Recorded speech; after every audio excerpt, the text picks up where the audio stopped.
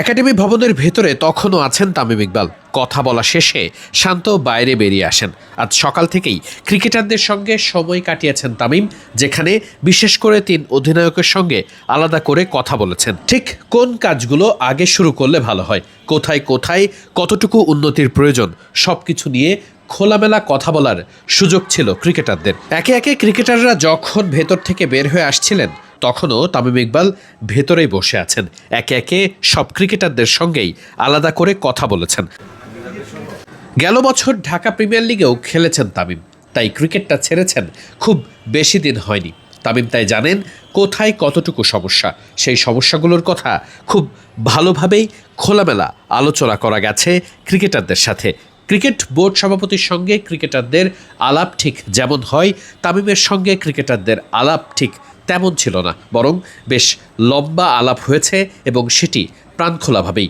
Dining টেবিলের বৈঠকে তামিম ইকবাল খুব স্বাভাবিকভাবেই ক্রিকেটারদের সঙ্গে আলোচনা করেছেন কি কি করলে ভালো হয়, কোন সমস্যাগুলো নিয়ে আগে কাজ করা উচিত। তামিম বোর্ড সভাপতি, তাই খুব স্বাভাবিকভাবেই ক্রিকেটাররা খুব সহজেই বোর্ড সভাপতির সঙ্গে নিজেদের কথাগুলো বলার সুযোগটাও পাচ্ছেন। আর সেই সুযোগে ক্রিকেটারদের মূল চাওয়া মূলত ফ্যাসিলিটিস ডেভেলপমেন্ট, অর্থাৎ বাংলাদেশের ক্রিকেটে যত সুযোগ সুবিধা আছে অনুশীলন করার কিংবা ম্যাচ খেলার ক্ষেত্রে, সেগুলো যাতে আরও কয়েক ধাপ এগিয়ে নেওয়া যায়, সেটার জন্যই যত সব আলোচনা। তামিম ইকবাল ক্রিকেটারদের সঙ্গে এই সব আলোচনা শেষে আবার বসেছিলেন ঢাকা প্রিমিয়ার লিগের ক্লাব কর্তাদের সাথে। প্রথম দিনে 12 ক্লাবের 10টি ক্লাবই উপস্থিত হয়েছিল সেই মিটিংয়ে। সবাই একটা দারুণ সব সিদ্ধান্তও এসেছে। মাত্র কয়েকদিনের ব্যবধানেই হতে যাচ্ছে দলবদল, আর সেই দলবদলে ক্রিকেটাররা কে কোন দলে খেলবেন সেটিও নির্ধারিত হবে। এখন পর্যন্ত বোর্ড সভাপতি হবার পর তামিম খুব ব্যস্ত সময় কাটাচ্ছেন।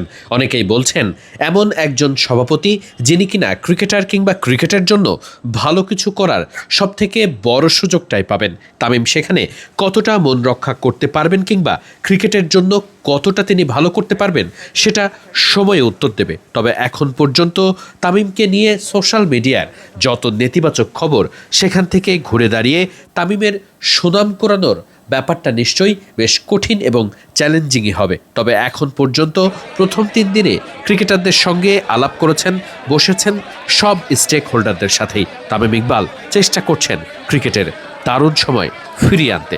পারবেন কি তামিম? সময় উত্তর দেবে।